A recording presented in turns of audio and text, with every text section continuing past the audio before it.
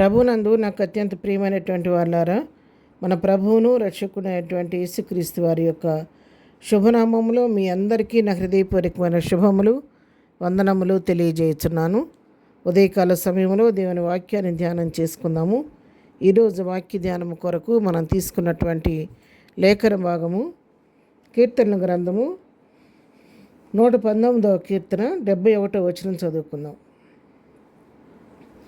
నేను నీ కట్టడలను నేర్చుకున్నట్లు శ్రమనందు యుండుట నాకు మేలాయను. దేవుని నామమునకు మహిమ కలుగును గాక. ఇక్కడ కీర్తనాకారుడు తెలియచేస్తున్నాడు, నేను నీ కట్టడలను నేర్చుకున్నట్లు శ్రమనందు యుండటం నాకు మేలాయింది అని చెప్తున్నాడు. మామూలుగా మన జీవితంలో శ్రమ వచ్చినప్పుడు శ్రమను మనం ఏమనుకుంటామంటే అదొక శాపంగా భావిస్తాము, లేకపోతే అది మన జీవితంలో ఒక శోధనా కాలంగా ఇబ్బందికరమైన పరిస్థితిగా మనం ఎన్నుకుంటూ ఉంటాం. ఇక్కడ కీర్తనకారుడు ఏం చెప్తున్నాడంటే, శ్రమ పొందటం వలన నాకు మేలు జరిగిందయ్యా, నేను నీ శ్రమ పొందటం వలన నేను ఈ కట్టడలను నేర్చుకోవడానికి నాకు అవకాశం కలిగింది అని చక్కగా తెలియచేస్తూ ఉన్నాడు. అవును ప్రియులారా, 67వ వచనం మనం చూసుకుంటే, శ్రమ కలగక మునుపు నేను త్రోవ విడిచితిని, ఇప్పుడు నీ వాక్యమును అనుసరించి నడుచుకొనుచున్నాను. ఇక్కడ శ్రమ కలగక మునుపు నేను తప్పు త్రోవలో నడిచాను, నీ మార్గం విడిచిపెట్టి త్రోవ విడిచి నాకు ఇష్టమైన త్రోవలో నాకు ఇష్టమైన మార్గంలో నేను నడిచాను. ఎప్పుడైతే నా జీవితంలో శ్రమ కలిగిందో ఆ శ్రమ ద్వారా నేను నీకు సమీపంగా వచ్చాను. ఆ శ్రమ పొందటం వల్ల నాకు మేలు జరిగింది.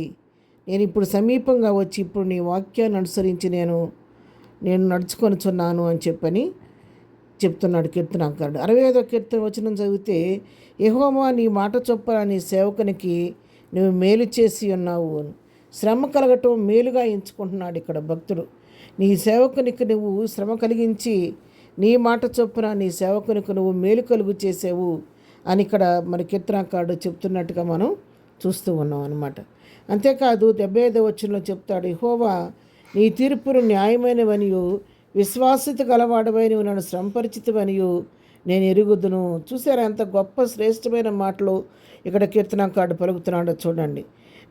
నీ తీర్పులు ఎంతో న్యాయమైనవయ్యా, నువ్వు నన్ను శిక్షించడం న్యాయమే, నువ్వు న్యాయయుక్తంగానే నన్ను శిక్షించావు. నీ తీర్పులు నిజంగా మనుషులకు నువ్వు ఇచ్చే తీర్పులు ఎంతో అవి న్యాయమైనవి. విశ్వాసత గలవాడు నన్ను శ్రమపరిచితివి అని నేను ఎరుగుదును అంటున్నాడు. నువ్వు విశ్వాసత గలవాడుగా నన్ను శ్రమపరిచావు. ఆ శ్రమ కూడా నా జీవితానికి మేలు కలిగించింది. నేను నీ వాక్యం అనుసరించడానికి నాకు సహాయం చేసింది.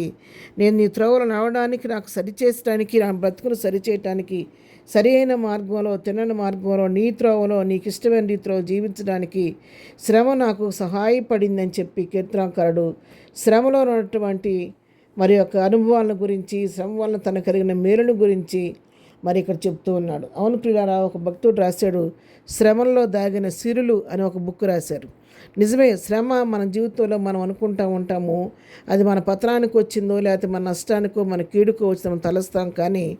కానీ విలువైనటువంటి మన జీవితాల్లో ఆశీర్వాదాలు మనం పొందుకోవడానికి ముందు ఆ శ్రమకాలాన్ని దేవుడు అనుభవిస్తూ ఉంటాడు. శ్రమ పొందిన వ్యక్తి తన జీవితంలో ఉన్నతమైన స్థితికి వెళుతూ ఉంటాడు. అనేక శోధనలు సహించిన వారు, శ్రమల గుండా వచ్చిన వారు ఆ శ్రమల ద్వారా అనేకమైనటువంటి ఆత్మీయమైన పాఠాలు నేర్చుకొని మరి అతడు దేవునికి సమీపంగా జీవించడం వలన, దేవునితో సహవాసం చేయటం వలన, దేవుని యొక్క స్వరూపంలోకి వచ్చి దేవుని గుణగుణాలను అలవర్చుకొని దేవుని పోలి జీవించి అనేకులకు మాదిరికరణ వ్యక్తిగా జీవిస్తూ ఉంటాడనమాట.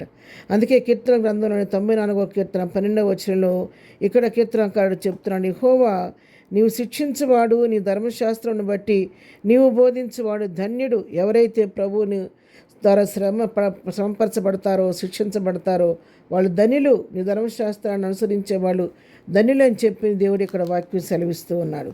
మరి ఎందుకు శ్రమను అనుభవిస్తాడు మన జీవితంలో అంటే, ఆ శ్రమ ద్వారా మనం కొన్ని ఆత్మీయ సత్యాలు నేర్చుకోవాలని, అనేక ఆత్మీయ పాఠాలు మనం నేర్చుకోవాలని ప్రభు ఇష్టపడుతుంటాడు. కాబట్టి మన జీవితంలో కొన్నిసార్లు విశ్వాసంలో మనం పరిపూర్ణుల నిమిత్తం కూడా శ్రమను అనుభవిస్తాడు. కాబట్టి నీ జీవితంలో నువ్వు శ్రమలతో కొట్టబడుతూ ఉంటే బాధపడవద్దు కానీ దుఃఖపడవద్దు కానీ, ప్రభా ఈ శ్రమ ద్వారా నాకే ఆత్మీయ పాఠం నేర్పాలని కూడా నేర్పించమని ప్రభు సహాయం అడగండి. తప్పకుండా ప్రభు నిన్ను కూడా నూతన పరిస్థితిని మహిమ కొరకు వాడుకుంటాడు. ప్రార్థన. ప్రేమ కలిగిన తండ్రి, పరిశుద్ధుడా నీ పాదముల కొందనాలు. ఉదయకాలం మాకు ఇచ్చిన వాక్యభావంకే నీ కొందనాలు. మా జీవితాల్లో మేము ఎదురవుతున్న శ్రమల్లో నువ్వు మాకు అనేక ఆత్మీయ సత్యాలు పాఠాలు నేర్పించి సమీపస్తులుగా జీవించే కృప దయచేయండి.